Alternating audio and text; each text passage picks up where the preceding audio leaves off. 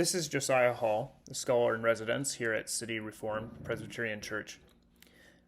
The reading for today, Monday, February 16th, 2026, comes from Matthew 8, verses 1 through 4. And when Jesus came down from the mountain, great crowds followed him. And behold, a leper came to him and knelt before him, saying, Lord, if you will, you can make me clean. And Jesus stretched out his hand and touched him, saying, I will, be clean. And immediately his leprosy was cleansed. And Jesus said to him, See that you say nothing to anyone, but go, show yourself to the priest, and offer the gift that Moses commanded, for a proof to them. Thus ends the reading of God's word. After describing the astonished reaction to Jesus' teaching in the Sermon on the Mount, in chapter 7, verses 28 through 29, Matthew then narrates Jesus healing a man with lepra. The inclusion of this miracle here should surprise us. Just prior to the Sermon on the Mount, Matthew stated that Jesus had gone throughout Galilee, both preaching and healing, and that it was the combination of Jesus' preaching and healing ministries that had led the crowds to follow him. Look at chapter 4, verses 23 to 25. The cleansing of the man with lepra, however, is the first miracle that Matthew actually narrates. Why? This miracle confirms two key points that Matthew stressed in the Sermon on the Mount. First, Jesus came to fulfill, not abolish, the law. And second, Jesus has unique authority.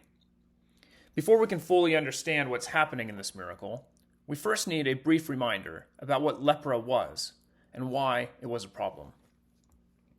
Even though the ESV translation describes the man as having leprosy, I've referred to him as having lepra. When we hear the word leprosy, we often think of Hansen's disease, a bacterial infection which can affect the nerves and cause the loss of a sense of touch or pain.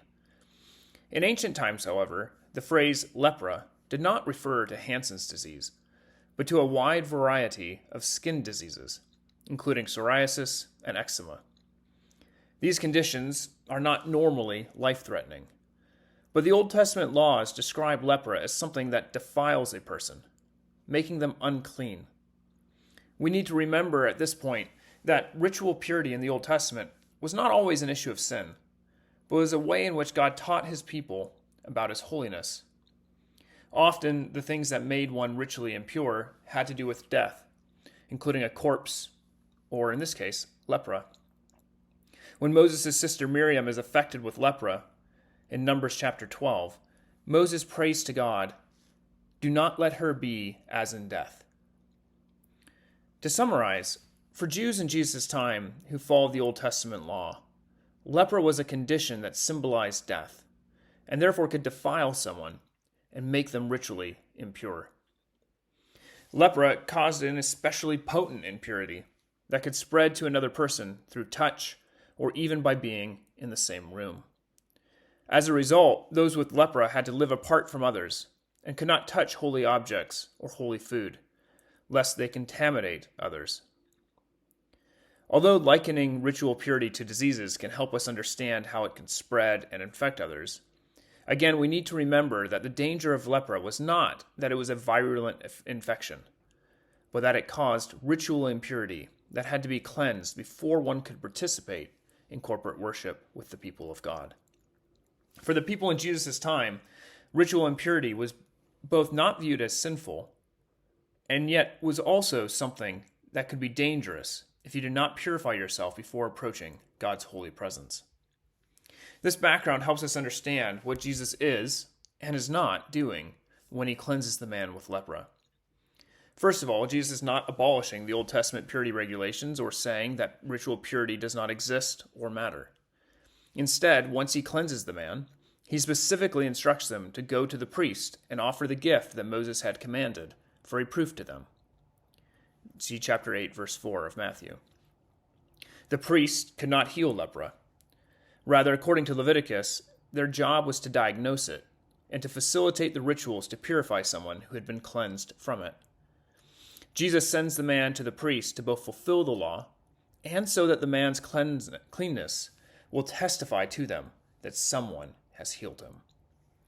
The only people in the Old Testament to have ever healed lepra were Moses, when he prayed to God to cleanse his sister Miriam in Numbers chapter 12, and Elisha, who healed Naaman the Syrian in 2 Kings chapter 5. Jesus shows that he is an even greater prophet than either Moses or Elisha when he merely touches the man and heals him, with no other steps or intervention necessary. Jesus' healing action illustrates his ability to remove the source of defilement, something that the law could not do. Jesus' actions here do not contradict or invalidate the guidance in Leviticus about lepra. Again, remember that he sends the man to the priest in accordance with the law. From Jesus' point of view, the Levitical law was the good gift of God to enable the people to dwell in the presence of a holy God. But the Levitical law could only purify someone once they had been cleansed from the lepra. That is, the law could not remove the source of the impurity.